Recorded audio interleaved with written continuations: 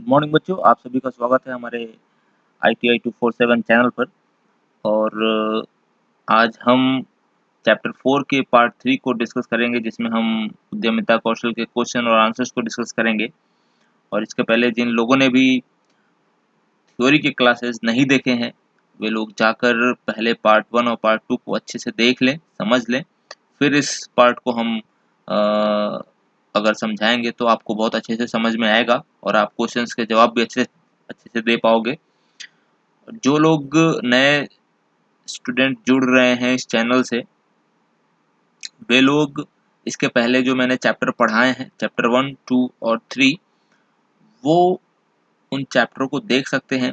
कोई भी चैप्टर जो है 1.5 घंटे से ज़्यादा नहीं है। आप 20-20 मिनट का मैं वीडियो बनाता हूँ, तो पहले के 2 वीडियो जो होते हैं थ्योरी के होते हैं और अंतिम के जो 2 वीडियो होते हैं वो क्वेश्चन आंसर्स को होते हैं। तो 40 मिनट का थ्योरी और 40 मिनट का क्वेश्चन और आंसर। तो आप समय निकालिए 1.5 घंटे का। एक दिन, अगर आप एक दिन में 1.5 घंटे निकालते हैं तो आप एक चैप्टर को पूरा खत्म कर लेंगे। और बहुत ही कैलकुलेटेड ये चैप्टर्स बनाए गए हैं, बहुत ही ध्यान रखकर बनाए गए हैं। थ्योरी को और क्वेश्चन आंसर्स को जो बहुत ही इम्पोर्टेंट है वही चीज़ें शामिल की गई हैं। तो आप ये टारगेट करिए। और कल कुछ लोग कह रहे थे कि वीडियो क्वालिटी सर हमारे मोबाइल में सही नहीं आती है, उसका कुछ उपाय बताएं। एक्चुअली हम जो वीडियो बनाते हैं वो काफ़ी खासा ध्यान रखते हैं और बहुत कम डेटा में ही बहुत अच्छी क्वालिटी में बनाता हूँ। तो क्वालिटी तो बहुत अच्छी होती है, बस आपके मोबाइल में कभी-कभी क्या होता है कि नेट की स्पीड स्लो होती है, तो यूट्यूब क्या कर लेता है कि वो जो क्वालिटी होती है आपके मोबाइल ऐप की वो ऑटोमेटिक घटा देता है। तो इसके लिए आप क्या करिएगा, अगर आप, मैं मेथड बता दे रहा हूँ, या तो आप अपने मोबाइल के ब्राउज़र पे अगर यूट्यूब चला रहे हैं, जैसे ये ब्राउज़र है, अगर इस पर यूट्यूब चला रहे हैं आप, तो यहाँ पर एक सेटिंग का बटन होगा, ये जो बटन आपको दिख रहा है, इस बटन को आप क्लिक करेंगे। और जब इसको क्लिक करेंगे तो ये आपका पेज खुलेगा, आपके स्क्रीन पे ये पेज दिखाई देगा। यहाँ पे क्लिक करेंगे और यहाँ पे 360p सेलेक्ट कर लेंगे। 360p 360 pixel. अगर आपके नेट की स्पीड ज़्यादा अच्छी है तो आप 360p से ज़्यादा भी सिलेक्ट कर सकते हैं। 480 बहुत अच्छी क्लैरिटी आएगी, 360 भी बहुत अच्छी क्लैरिटी आएगी, तो आप 360 ही सिलेक्ट रखें। ठीक है। इसके नीचे 240 होता है, उस पर थोड़ा सा आपको धुंधला दिखाई दे सकता है। 144 पे तो बिल्कुल मत करिएगा, आपको कुछ भी सही से दिखाई नहीं देगा। और यदि आप के मोबाइल में यूट्यूब ऐप है तो आपको कुछ ऐसा दिखाई देगा, ये आपका ऐप है। ठीक है। तो ऐप में आपको यहाँ पे 3 डॉट दिखाई देंगे, ये जो 3 डॉट हैं इसको आप सेलेक्ट कीजिएगा। तो जब आप इन 3 डॉट को सिलेक्ट करेंगे तो आपके स्क्रीन पे एक ऐसा खुल कर आएगा जिसमें आपको फिर से यही क्वालिटी जो है आपको यहाँ पे आके सिलेक्ट करनी है और इस क्वालिटी को 360 सेलेक्ट कर लेना है। ठीक है। और अगर इन दोनों के अलावा आप अगर अपने कंप्यूटर, डेस्कटॉप या लैपटॉप पे यूज़ कर रहे हैं, तो आपने ब्राउज़र पे खोला होगा, तो आपके सबसे राइट साइड, ठीक है, राइट साइड में आपको ये सेटिंग का जो बटन दिख रहा है, इस पे क्लिक कीजिएगा और फिर से ये क्वालिटी आपको दिखेगा। तो वहाँ पर आप जाके 360 या 480 जो भी सेलेक्ट करना चाहें, मैं रेकमेंड करूँगा, मैं सुझाव दूँगा 360 सेलेक्ट करने का। ठीक है। तो आप 360 इसको सेलेक्ट कर सकते हैं। नेट की स्पीड अच्छी है तो 480 भी सेलेक्ट कर सकते हैं, लेकिन उससे क्या होता है, बफरिंग, अगर बफरिंग हो रहा है तो आप 360 पे सेलेक्ट कर लें। ठीक है। तो ये तो रहा हमारा वीडियो क्वालिटी के बारे में। तो चलिए हम लोग आज के क्वेश्चंस को डिस्कस करते हैं। पहला क्वेश्चन है, उद्यमिता की आवश्यकता है। ऑप्शंस पढ़िए और आंसर देने की कोशिश कीजिए। विकसित अर्थव्यवस्था में, अविकसित अर्थव्यवस्था में, विकासशील अर्थव्यवस्था में या सभी प्रकार के अर्थव्यवस्था में, बताइए उद्यमिता, एंटरप्रेन्योरशिप कहाँ ज़्यादा आवश्यक होता है। तो मैं सही जवाब बता दे रहा हूँ, डी इसका सही जवाब है। 10 सभी प्रकार की अर्थव्यवस्था, चाहे कैसी भी अर्थव्यवस्था हो। उद्यमिता का अर्थ मैंने आपको पहले वीडियो में बताया था कि एक ऐसा शख्स या इंसान जिसके पास एक नया आइडिया होता है और वो मार्केट में जॉब खोजने के बजाय जॉब देने वाला बनता है। खुद तो जॉब करता भी है अपनी कंपनी के लिए और 4 लोगों को जॉब देता भी है। तो ये हर प्रकार की अर्थव्यवस्था में सहायक होती है। तो डी ऑप्शन इसका सही होगा। सबसे ज़्यादा अगर पूछा जाए कि उद्यमिता की आवश्यकता कहाँ है, तो जो देश विकासशील हैं या अविकसित हैं, वहाँ पे ज़्यादा इसकी आवश्यकता है। ठीक है, विकसित देश जैसे अमेरिका, ब्रिटेन हो गए, और विकासशील में भारत जैसा देश हो गया, तो भारत में इसकी बहुत आवश्यकता है। नेक्स्ट क्वेश्चन देखते हैं, भारतीय उद्योगों के संबंध में उद्यमिता है। तो आप बताइए, उद्यमिता कभी भी भार नहीं हो सकता, जो कि गलत है। अनावश्यक भी नहीं हो सकता। उद्यमिता एक मांग है, समय की बर्बादी भी नहीं है, तो इसका ए ऑप्शन सही है, आवश्यक है। भारतीय दृष्टिकोण से यह बहुत ही आवश्यक है। नेक्स्ट क्वेश्चन देखते हैं, जो लोग किसी और के लिए काम करते हैं उसे क्या कहते हैं? पहला एप्टीट्यूड, दूसरा एम्प्लॉय, तीसरा एंटरप्रेन्योर और तीसरा एंटरप्रेन्योरशिप। तो बी ऑप्शन इसका सही है। इसका जवाब कई लोगों को आता होगा। जो दूसरों के लिए काम करते हैं वो कर्मचारी कहलाते हैं। वे लोग जो व्यवसाय उद्यम का जोखिम उठाते हैं, संचालित करते हैं। तो ये तो बहुत आसान है। जोखिम उठाने वाले या अपना व्यवसाय करने वाले, खुद संचालित करने वाले। एम्प्लॉय तो होगा नहीं, खुद का व्यवसाय नहीं होता इसका। एंटरप्रेन्योर या एंटरप्रेन्योरशिप, कौन सा सही होगा इसमें बताइए? सी और डी में कौन सा सही होगा? सी सही होगा, क्योंकि लोग पूछा जा रहा है यहाँ पे। तो जब लोग पूछा जाएगा तो एंटरप्रेन्योर होगा, और जब प्रक्रिया पूछी जाएगी, क्योंकि मैंने बताया था एंटरप्रेन्योरशिप क्या होती है, एक प्रक्रिया होती है। तो अगर यहाँ पे प्रोसेस पूछता तो डी ऑप्शन से होता है, लेकिन लोग, शख्स जो होता है वो एंटरप्रेन्योर ही होता है। अगला क्वेश्चन है, भारत में युवा कौशल दिवस कब मनाया जाता है? बताइए, सही जवाब बताइए कब है? 15 जुलाई को। ठीक है, 15 जुलाई को युवा कौशल दिवस मनाया जाता है। अगर पूछा जाए कि भारत में पहली बार युवा कौशल दिवस कब मनाया गया था, तो आपका जवाब होगा 15 जुलाई 2015। तो पहली बार ये मोदी जी ने इसको लॉन्च किया था, 2015 में इसको मनाया गया था पहली बार, युवा कौशल दिवस। ठीक है, इसको यूथ स्किल डे भी बोलते हैं इसको। ठीक है, यूथ स्किल डे, YSD भी बोला जाता है इसको। ठीक है, W आगे लगाते हैं, वर्ल्ड, विश्व युवा कौशल दिवस इसको कहा जाता है, पूरा नाम है इसका वर्ल्ड यूथ स्किल डे इसको बोला जाता है, जो 15 जुलाई को मनाया जाता है प्रतिवर्ष। अगला क्वेश्चन है आपका, प्रधानमंत्री कौशल विकास योजना किस मंत्रालय द्वारा लागू की गई है? बताइए इसका सही जवाब। ये बहुत आसान है, PMKVY कौशल विकास योजना किस मंत्रालय द्वारा लागू की गई है? आप ITI में पढ़ाई करते हैं तो आप देखेंगे कि ITI में कौशल विकास भी चलता है, ये वही कौशल विकास है। और मैंने आपको बताया था पहले वीडियो में कि अपनी जो ITI है वो कौशल विकास और उद्यमिता मंत्रालय के अंतर्गत आती है। तो इसका जवाब, जो सही जवाब है, वो सी है। अगला क्वेश्चन देखते हैं हम लोग, सेवा उद्यम में मध्यम उद्योग की उपकरण में निवेश की सीमा क्या है? मैं आपको बता दूं, उद्योग के 3 प्रकार होते हैं। एक लघु, सबसे पहले सूक्ष्म आता है। सूक्ष्म, लघु और मध्यम, ये 3 प्रकार के उद्योग होते हैं। ठीक है, तो सेवा उद्यम में मध्यम उद्योग की उपकरण में निवेश की सीमा क्या होती है? तो जो सूक्ष्म होता है उसमें कम निवेश होता है, जो लघु होता है उसमें उससे ज़्यादा निवेश होता है, और जो मध्यम उद्योग होता है उसमें कुछ ज़्यादा पैसों का निवेश होता है। तो पैसों के आधार पे ये 3 प्रकार के उद्योग हैं। तो आप इसको थोड़ा-सा आपको रटना पड़ेगा। सेवा उद्यम, इसको इंग्लिश में बोलते हैं सर्विस सेक्टर, सर्विस इंडस्ट्री। अभी मैं आपको अगले स्लाइड में थोड़ा-सा इसको समझाऊँगा, ये समझाने वाली चीज़ है, तो बिना समझे आप इसको नहीं समझ पाएँगे। अभी के लिए फिलहाल जानिए, इसका जो सही जवाब है डी है, द। ठीक है, 2 करोड़ से 5 करोड़ तक लगाया जाता है। अब ये कैसे है, क्या है, अभी मैं आपको समझाऊँगा। सूक्ष्म, लघु एवं मध्यम उद्योग अधिनियम किस वर्ष में लागू हुआ? ठीक, ये रट लीजिए, 2006 में इसको लागू किया गया था, सूक्ष्म, लघु और मध्यम उद्योग। ये मैं आपको समझाने के लिए कह रहा था, ये बड़ा इंपॉर्टेंट चार्ट है, इसको समझिए। यहाँ पे 2 चीज़ें हैं। पहली बात कि अगर हम बात पैसे के आधार पे करें तो जो उद्योग हैं, आर्थिक आधार पर उद्योग 3 प्रकार के होते हैं। एक होता है सूक्ष्म, एक होता है लघु और एक होता है मध्यम, ठीक। और निर्माण के आधार पे अगर उद्योग की बात करें तो 2 प्रकार के होते हैं। एक होता है विनिर्माण उद्योग, जिसको हम लोग इंग्लिश में मैन्युफैक्चरिंग इंडस्ट्री कहते हैं।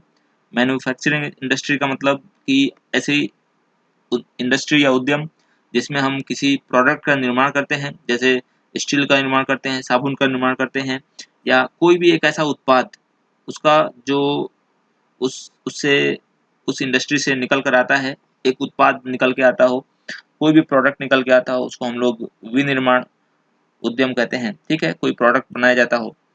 दूसरा जो टाइप होता है उसको बोलते हैं हम लोग सेवा उद्यम, इसको हम लोग सर्विस इंडस्ट्री बोलते हैं। सर्विस मतलब उसमें कोई उत्पाद का निर्माण नहीं होता हो, जैसे कि आपका जो नर्स सेवा देती हैं, जो डॉक्टर सेवा देते हैं, वो सर्विस होता है। तो मेडिकल इंडस्ट्री हो गई, या हमारी जो टीचिंग जो हम पढ़ाते हैं, टीचिंग इंडस्ट्री हो गई। तो ये सब ऐसी इंडस्ट्रीज हैं जिसमें हम कोई उत्पाद नहीं बनाते हैं, कोई प्रोडक्ट नहीं बनाते हैं, ये एक सर्विस होती है। जैसे बस की सर्विस हो गई, बस आप यात्रा करते हैं, सर्विस हो गई वो।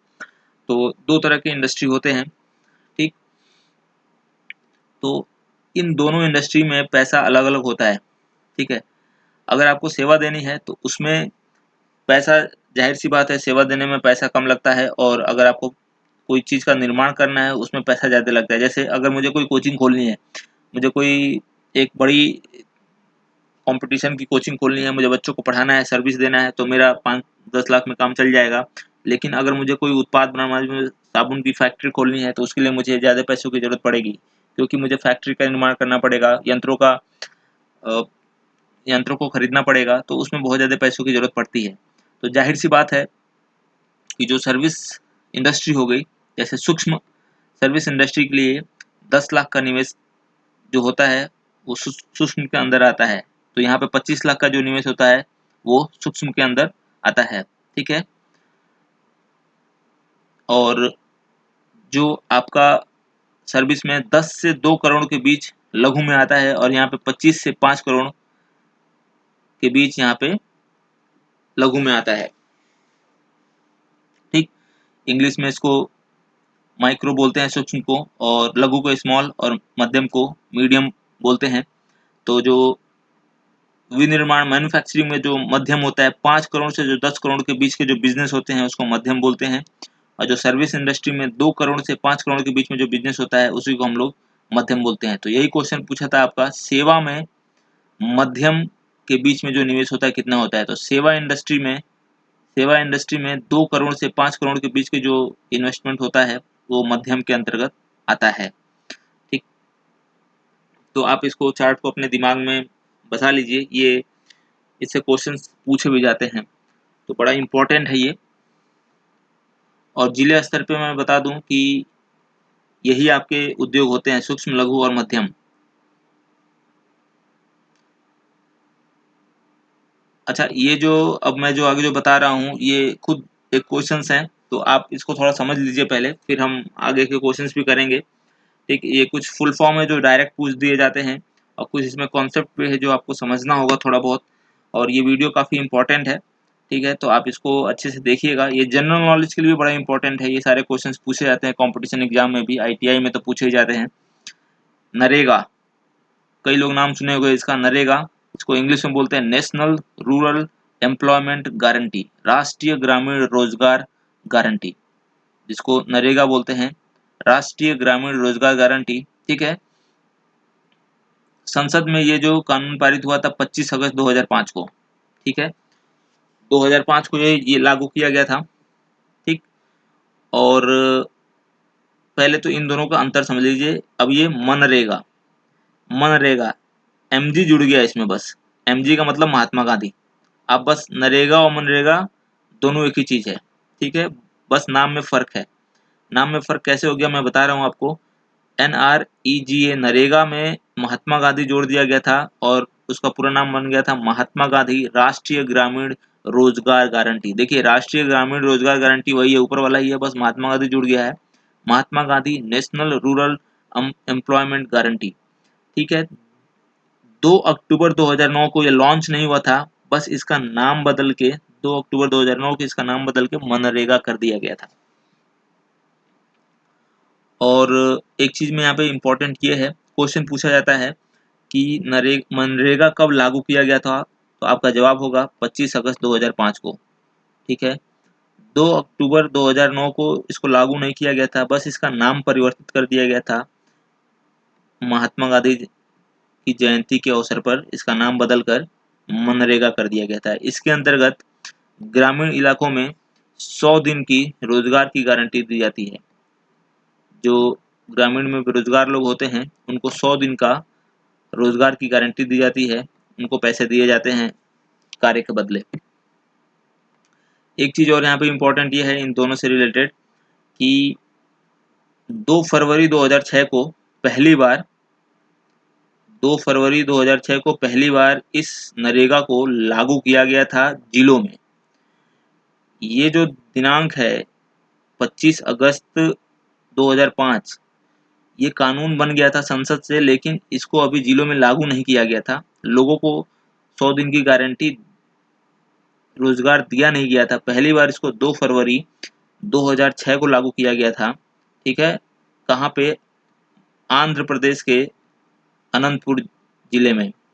तो अगर ये भी क्वेश्चन पूछा जाता है कि पहली बार किस राज्य में मनरेगा या नरेगा को लागू किया गया था, तो आपका जवाब होगा आंध्र प्रदेश। और पहले किस जिले में? तो अनंतपुर। तो मनरेगा और नरेगा दोनों का नाम एक ही है, तो ये थोड़े माइनर डिफरेंट हैं जो आप याद रखिएगा। अगला क्वेश्चन देखते हैं हम लोग। टॉपिक है, क्वेश्चन नहीं है। NSIC, इसका फुल फॉर्म होता है national small industries corporation. N for national, S for small, I for industries, C for corporation, राष्ट्रीय लघु उद्योग संघ। इसका जो हेडक्वार्टर है नई दिल्ली में स्थित है। ठीक है, ये लघु उद्योग को हैंडल करता है। CTTC, central tool room and training centre. ठीक है, ये जैसे आपके जो tool room and training centre है जो भारत के कई राज्यों में स्थित है, जैसे नई दिल्ली में है, भुवनेश्वर में है। सेंट्रल जो इसका है, ये वाला जो सेंट्रल है वो भुवनेश्वर उड़ीसा में स्थित है। Tool room and training centre बहुत सारे राज्यों में स्थित है, नई दिल्ली हो गया, लुधियाना हो गया, और मुंबई, बहुत सारे राज्यों में ये टूल सेंटर स्थित है। जैसे ITI CTI होता है हमारा, उसी तरह ये भी होता है। यहाँ पर भी ट्रेनिंग दी जाती है, टूल्स और स्किल डेवलपमेंट से रिलेटेड ट्रेनिंग दी जाती है यहाँ पे। नाबार्ड, ये बहुत इंपॉर्टेंट है। ये कल के थ्योरी क्लास में ये थोड़ा मेरे से मिस हो गया था, नाबार्ड मुझे बताना मैं भूल गया था। National bank for agriculture and rural development, ये एक ऐसी संस्था है, ये एक ऐसी संस्था है जो आप समझिए कि गांव में दो चीजों के लिए, एक एग्रीकल्चर और दूसरा रूरल डेवलपमेंट के लिए लोन देती है। तो मैंने कल आप लोगों को बताया था कि गांव में दो और चीजें होती हैं जो देखती हैं अर्थव्यवस्था को, गांव की वित्तीय व्यवस्था को, और वो दो चीजें थी, एक DIC मैंने बताया था और दूसरा RRB। अगर आपको कल का क्लास याद हो तो RRB मैंने बताया था, रीजनल रूरल बैंक। ठीक है, क्षेत्रीय ग्रामीण बैंक, और एक DIC। एक चीज यहाँ पे इम्पोर्टेंट ये है, जो नाबार्ड जो है ये तीसरी चीज है जो गांव की अर्थव्यवस्था को देखती है। गांव में एग्रीकल्चर, कृषि, और गांव के रूरल मतलब गांव ग्रामीण के डेवलपमेंट को देखती है। और इसका जो स्थापना हुआ था वो 12 जुलाई 1982 को हुआ था। बड़ा इंपॉर्टेंट है, ये पूछा गया था डायरेक्ट। 12 जुलाई आप लिख लीजिएगा इसको, 12 जुलाई 1982। ठीक है, 12 जुलाई 1982 को आपका इसका स्थापना हुआ था। और ये डायरेक्ट क्वेश्चन ITI के NCVT एम्प्लॉयबिलिटी स्किल्स के क्वेश्चन में पेपर में आ चुका है ये। ठीक है, अगला हम देखते हैं SGRY, संपूर्ण ग्रामीण रोजगार योजना। संपूर्ण ग्रामीण रोजगार योजना 25 सितंबर 2001 को लागू की गई थी। ठीक है, ये भी गांव के लिए ही था, गांव में रोजगार को बढ़ाने के लिए ये SGRY लागू किया गया था 25 सितंबर 2001 को। PMRY प्रधानमंत्री रोजगार योजना, ये चीज़ें आप लिख लीजिएगा, याद कर लीजिएगा, इससे ज़्यादा बहुत ज़्यादा कुछ नहीं पूछाता है। ये सारी चीज़ें इम्पोर्टेंट हैं। 2 अक्टूबर 1993 को लागू किया गया था। इसको लागू करने का मुख्य कारण था कि जो भी गाँव में जो शिक्षित लोग हैं और वो बेरोज़गार हैं, तो उनको गाँव में या जिला स्तर पर स्वरोज़गार करने के लिए प्रेरित किया गया था। इसलिए इस योजना का निर्माण किया गया था 2 अक्टूबर 1993 को। अभी भी ये है, लागू है प्रधानमंत्री रोज़गार योजना। इसके अंतर्गत बहुत सारे यूथ लोग स्वरोज़गार कर सकते हैं, लोन ले सकते हैं। ट्राइसेम, इसको ट्राइसेम बोला जाता है, ठीक। टी मतलब ट्रेनिंग, आर मतलब रूरल ग्रामीण, ट्रेनिंग ऑफ रूरल युवा फॉर सेल्फ एम्प्लॉयमेंट। तो आप इससे मतलब समझ पा रहे होंगे कि एक ये संस्था है जो ट्रेनिंग देती है गांव के युवाओं को स्वरोजगार के लिए, ठीक। इसका जो निर्माण हुआ था 1979 में हुआ था, 15 अगस्त 1979। तो ये सब कुछ टर्म्स थे जो आपको जानने बहुत ज़रूरी थे। और लास्ट में है यहाँ पे इसके स्लाइड में कि the MNREGA was first started in Anantapur. ये वही चीज़ जो मैंने बताया आपको कि मनरेगा जो है पहली बार जो स्टार्ट हुई थी वो अनंतपुर में हुआ था in Andhra Pradesh on 2 February 2006 and initially covered 200 of the most impoverished district across India. मतलब ये था कि जो स्टार्टिंग में ये 200 जिलों को इसने कवर किया था और सबसे पहले ये अनंतपुर में स्टार्ट हुआ था। तो आज के लिए हम फिलहाल इतना ही करते हैं, बाकी जो क्वेश्चंस है हम दूसरे वीडियो में डिस्कस करेंगे। और आप इस ITI 247 को सब्सक्राइब कर दीजिए, वीडियो को लाइक करें और ज़्यादा से ज़्यादा अपने दोस्तों के साथ शेयर करें जिससे वो भी अपनी पढ़ाई जारी रख सकें। और यदि किसी को कुछ पूछना हो तो आप मुझे मेरे नंबर पे व्हाट्सएप कर सकते हैं और मैं यथासंभव उसका रिप्लाई करूँगा। Thank you so much.